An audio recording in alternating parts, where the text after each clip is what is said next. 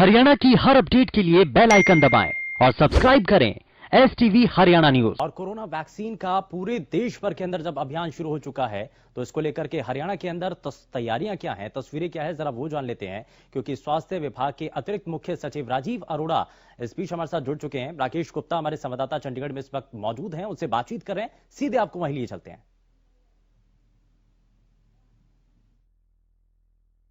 शुभेंदु, हम जानेंगे राजीव अरोड़ा जी से कि आज किस तरह से ये टीकाकरण अभियान शुरू किया गया है, आगे के लिए क्या तैयारियां हैं, किस तरह किन फेजेज में ये जो है टीकाकरण किया जाएगा। नमस्कार सर। नमस्कार सर, ये बताएं कि आज जो टीकाकरण अभियान शुरू किया गया है, आज कितने केंद्रों पर था और कितने लोगों में ये वैक्सीन जो है दी जानी है फर्स्ट फेज में? देखिए, ऐसे है कि आज जो हरियाणा में टीकाकरण अभियान है वो 77 साइट्स के ऊपर शुरू किया गया है और इन 70 साइट्स में 71 पर कोविशील्ड और 6 पर कोवैक्सीन जो है वो लगाया जा रहा है।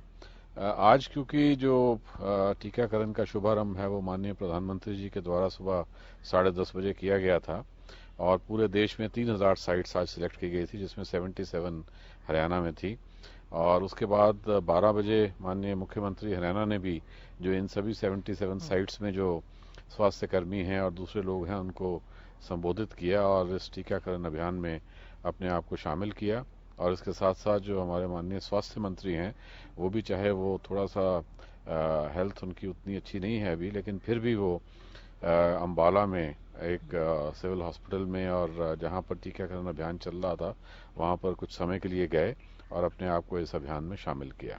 सर, आज का दिन बहुत बड़ा माना जा सकता है। जिस तरह से 2020 एक संकट का काल गुजरा है, कई लोग काल के ग्रास में समाये, तो कितना बड़ा दिन आज का मानते हैं आप? देखिए, ये बहुत ही एक ऐतिहासिक दिन है क्योंकि ये ऑलमोस्ट एक साल के बाद एक आशा की किरण जो है वो दिखाई दी है।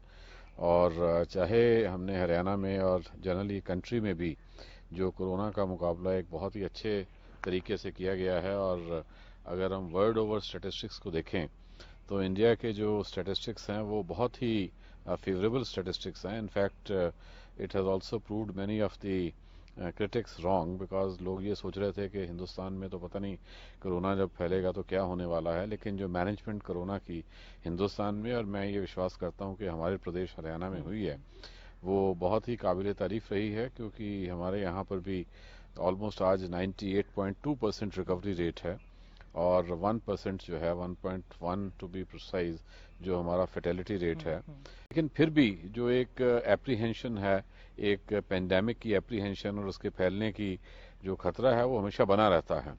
तो इसलिए अब एक हमारे पास फर्स्ट टाइम एक ऐसी चीज हमारे पास आई है कि जिससे हम इफेक्टिवली जो ट्रांसमिशन है उस चेन को रोक सकते हैं। तो आज जो अभियान है वो स्वास्थ्य कर्मियों के लिए सबसे पहले जो टीकाकरण है उन्हीं से शुरू हुआ है। उसके बाद जो अदर फ्रंटलाइन वर्कर्स हैं उन तक ले जाया जाएगा और फिर जो तीसरे और चौथे चरण में जो above 50 years and below 50 years with comorbidities हैं उन लोगों को भी इसमें कवर किया जाएगा। तो मैं ये उम्मीद करता हूं कि जब ये लगातार ये अभियान अब चलता रहेगा, करीब हर हफ्ते हम 4 दिन इस प्रकार का टीकाकरण कार्यक्रम चलाएंगे, और ताकि दूसरा इम्यूनाइजेशन प्रोग्राम जो है वो भी हमारा किसी प्रकार से उसके ऊपर कोई इम्पैक्ट ना हो, तो मुझे पूरी उम्मीद है कि आने वाले दिनों में इससे ट्रांसमिशन चेन को ब्रेक करने में बहुत ही डिसाइसिव जो सफलता है हमें मिलेगी। लेकिन साथ ही साथ सभी लोगों के द्वारा ये कहा गया है कि टीकाकरण अभियान शुरू होने का मतलब ये नहीं है कि हम किसी भी प्रकार से अपने आप को एक कॉम्प्लिसेंट हो जाएं और सारी जो प्रिकॉशंस हैं उसको लेना बंद कर दें। जो अप्रोप्रिएट कोविड बिहेवियर है वो बहुत समय तक अभी चलाना पड़ेगा। हमारा जो मास्क वेयरिंग है, हैंड हाइजीन है और जो हमारा सोशल डिस्टेंसिंग प्रोग्राम है, इसको बहुत देर तक अभी चलाना पड़ेगा। तो मैं उम्मीद करता हूं कि इन दोनों चीज़ों को मिला के जो दोबारा से जो जिंदगी है वो पटरी पर आएगी, अर्थव्यवस्था दोबारा से उसी प्रकार से काम करने लगेगी, सभी स्कूलों, कॉलेजेस और यूनिवर्सिटीज़ में दोबारा से उसी प्रकार जो स्टूडेंट्स हैं वो वापस आएंगे और जो एक नॉर्मल लाइफस्टाइल है वो शुरू होगा। ये हमारी 2021 में उम्मीद है। सर, ये बताएं कि आज पहले दिन कितने लोगों को जो है इंजेक्ट किया गया, इंजेक्शन जो टीका दिया गया, और ये फर्स्ट फेज का जो अभियान है वो हम कब तक पूर्ण कर लेंगे? आज जो हमारा, जैसे मैंने बताया कि 77 सेशन साइट्स आज एस्टैब्लिश की गई हैं, तो 100 पर साइट के हिसाब से 7,700 तक हम शाम तक जो है जो हमें टीकाकरण करना है। वैसे हमने हरियाणा में ऑलमोस्ट 18,000 सेशन साइट्स जो हैं वो तैयार करके रखी हैं। करीब 750 हमारे पास कोल्ड चेन पॉइंट्स भी हैं। तो डिपेंडिंग ऑन सप्लाईज जो हैं, तो अब जो सप्लाई हमारे पास आई है इसमें हम करीब 1,15,000 लोगों को फर्स्ट फेज में कवर कर सकते हैं। तो नेक्स्ट 5-6 दिन में हम इनको कवर कर लेंगे। तो जैसे जैसे सप्लाईज आई जाएगी, डिपेंडिंग ऑन कि किस प्रकार से सप्लाईज आती हैं, हम अपना जो नंबर ऑफ साइट्स हैं उसको बढ़ा सकते हैं और भी ज़्यादा बढ़ा सकते हैं, और रिक्वायरमेंट के मुताबिक इसको और ज़्यादा जो रैंप अप है वो कर सकते हैं, क्योंकि हमारे पास मोर देन 5,000 वैक्सीनेटर्स हैं। तो अगर हमारे पास बहुत एडिक्वेट सप्लाई हो तो लिटरली हम एक दिन में 5 लाख लोगों को भी जो हरियाणा में जो है वो उनका टीकाकरण कर सकते हैं। तो इसलिए हमारी तरफ से पूर्ण रूप से तैयारी है। हमारे वेयर हाउसेज, हमारी cold chain, all logistic preparations are there, all people they have been duly trained. तो ये डिपेंड करता है कि किस रेट पे सप्लाईज आती हैं, उसी हिसाब से हम इसको आगे चलाएंगे। आपकी भले ही एक व्यापक तैयारी थी, आपने ड्राई रन भी किया पूरे स्टेट में और 2 फेज में हुआ, पहले पंचकूला में किया गया फिर पूरे स्टेट में किया गया। किसी तरह की कोई दिक्कत आपके सामने रिपोर्ट हुई है आज? नहीं, आज किसी प्रकार की कोई दिक्कत हमें रिपोर्ट नहीं हुई है। और आज मुझे ये भी खुशी है कि एक तो जैसा कि हमारा भारत सरकार के साथ तय हुआ था कि जो स्वास्थ्य एवं सैनिटेशन वर्कर, जो हेल्थ फैसिलिटीज़ में सैनिटरी वर्कर काम करते हैं, सबसे पहले उनको जो है टीका लगाया गया। उसके बाद जो हमारे प्रोमिनेंट डॉक्टर्स हैं, जैसे हमारे पंचकुला में आए director general health services, directors of health services, additional director general health services, इन लोगों ने भी उसके बाद इमीडिएटली जो ये टीका है वो लगवाया है। सिमिलरली सभी डिस्ट्रिक्ट्स में भी जो हमारे सिविल सर्जन्स हैं, डेप्टी सिविल सर्जन्स हैं, प्राइवेट हॉस्पिटल्स के जो वेल नोन डॉक्टर्स हैं, और सिमिलरली जो एक 12 बजे के बाद प्रोग्राम था उसमें एक सेशन साइट जो मेदांता मेडिसिटी भी कवर्ड था, तो उसमें भी डॉक्टर त्रेन हैं, डॉक्टर सुशीला कटारिया हैं, इन्होंने भी अपने टीकाकरण में अपने आप को पार्टिसिपेट किया है, ताकि जो जनरल पॉपुलेशन है और सब जगह पर ये एक संदेश जाए कि ये बहुत ही एक सेफ वैक्सीन है। और इस वैक्सीन में जो खुद डॉक्टर्स ने सबसे पहले इसमें पार्टिसिपेट करके लोगों को ये कॉन्फिडेंस बिल्डिंग मेजर बनाने की कोशिश की है। एक आपने सेफ वैक्सीन की बात की, इस तरह का बड़ा भ्रम आया कि इस वैक्सीन के साइड इफेक्ट्स हैं, मतलब यहाँ तक कि राजनीतिक रूप से नपुंसक होने की बात भी आई सामने। और ये भ्रम क्या है? और टीके को लेकर जो आप, क्योंकि अब इस विभाग के मुखिया हैं, तो आपको क्या रिपोर्ट्स जो है डॉक्टर्स ने दी? देखिए, ऐसे है कि ये सारी चीज़ों के ऊपर मैं तो यही कहना चाहूँगा कि जो टेक्निकल और मेडिकल चीज़ें हैं इसके ऊपर केवल जो एक्सपर्ट्स हैं उन्हीं की बात सुननी चाहिए। सो इसलिए किसी भी और तरफ से कोई भी अगर कोई भ्रम पैदा करने की स्थिति अगर आती है तो उस चीज़ को विश्वास नहीं करना चाहिए।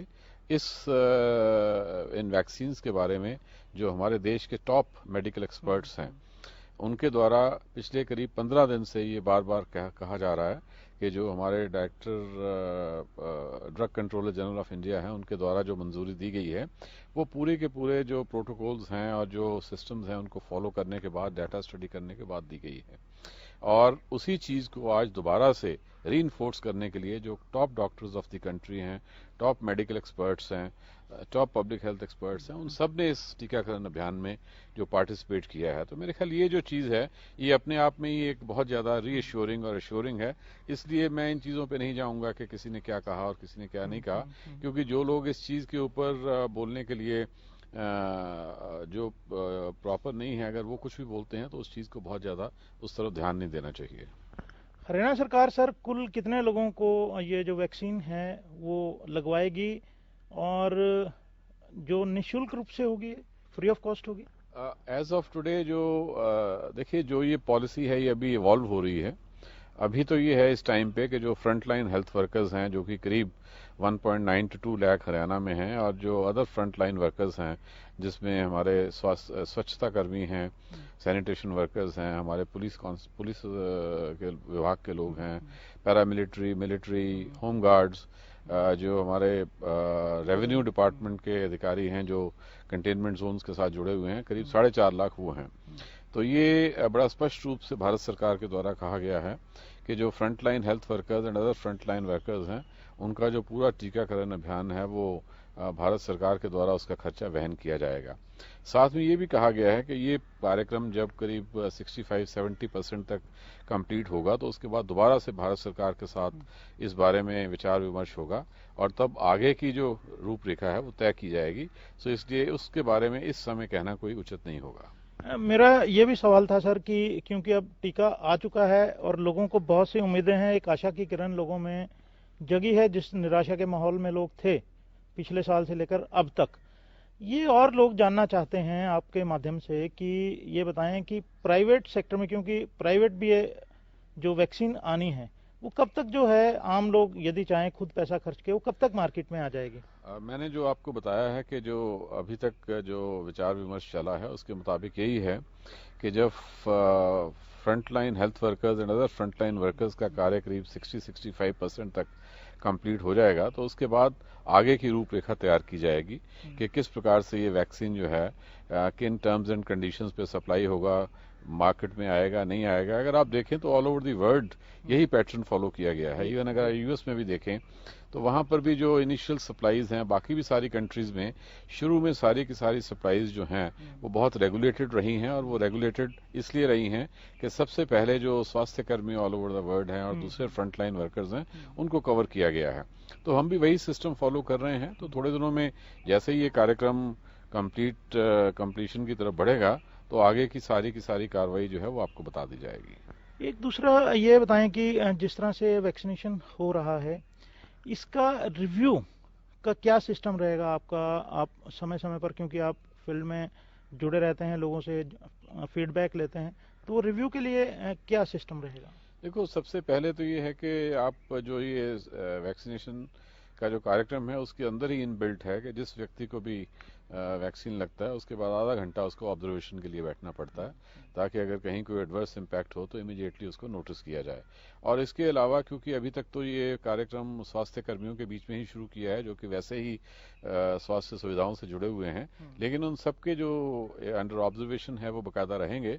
और अगर कहीं कोई ऐसा लगता है कि जो एक नॉर्मल सिम्टम्स होते हैं, सभी डॉक्टर्स भी ये बता रहे हैं कि नॉर्मल थोड़े बहुत सिम्टम्स तो जरूर होते हैं, कोई साइड इफेक्ट्स कि कोई किसी को कोई लो ग्रेड फीवर आ गया या कहीं पे कोई हल्की फुल्की कहीं उसको कोई पेन्स हो गई हैं वैक्सीनेशन पॉइंट पे, लेकिन अगर कहीं पे कोई इससे और कोई ज्यादा चीज आती है तो उसको हम इमीडिएटली टैकल करेंगे। एक मेरा अंतिम सवाल ये है, अगर पूरी तरह से टीके हरियाणा को मिल जाते हैं तो एक दिन में कितने टीके हम लगाने में सक्षम हैं? किस तरह की तैयारी आपने जो है विभाग की करवाई है? देखो, मैंने आपको पहले भी बताया कि हमारे पास 5000 से ज्यादा वैक्सीनेटर्स जो हैं वो ट्रेन्ड वैक्सीनेटर्स हैं। सो थ्योरेटिकली हम 5 लाख लोगों को एक दिन में टीके लगा सकते हैं। और ये वैक्सीनेटर्स में अभी हमने सिर्फ ANMs को लिया है। अभी हमारे बहुत सारे लोग ऐसे हैं जो फार्मासिस्ट हैं, नर्सेज हैं, दूसरे हैं जिनको भी हमने काउंट नहीं किया। तो मैंने शुरू में भी आपको ये बताया था कि ये सप्लाईज के साथ लिंक्ड है।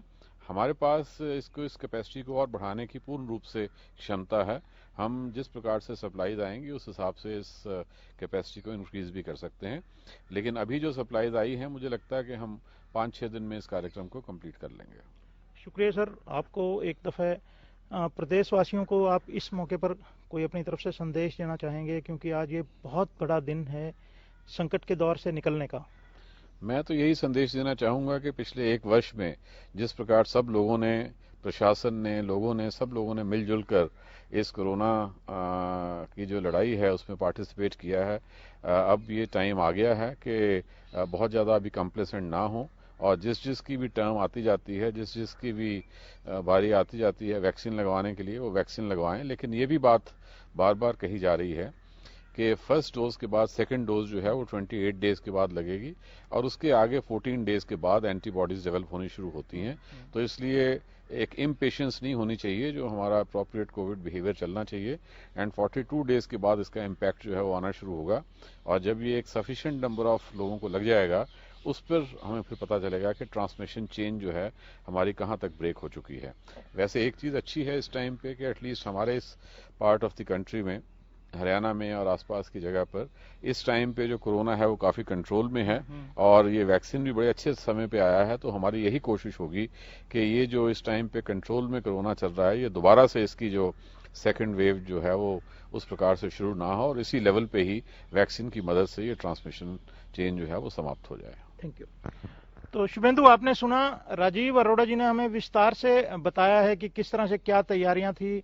5 लाख लोगों की कैपेसिटी जो है विभाग ने तैयारी की है। अगर पूरी वैक्सीन मिलती है तो 5 लाख लोगों को एक दिन में वैक्सीन लगाई जा सकती है। और उन्होंने सारा बताया है कि वैक्सीन का मतलब ये नहीं है कि मास्क लगाना छोड़ें, सैनिटाइजेशन छोड़ दें या सोशल डिस्टेंसिंग छोड़ दें, क्योंकि वो नियम फॉलो करना है और उसके बाद सब ठीक होगा जी। और इन्हीं चीजों को लेकर के सभी लोगों के मन में भी सवाल थे और उन्हीं सवालों का जवाब दिया गया। बहुत शुक्रिया।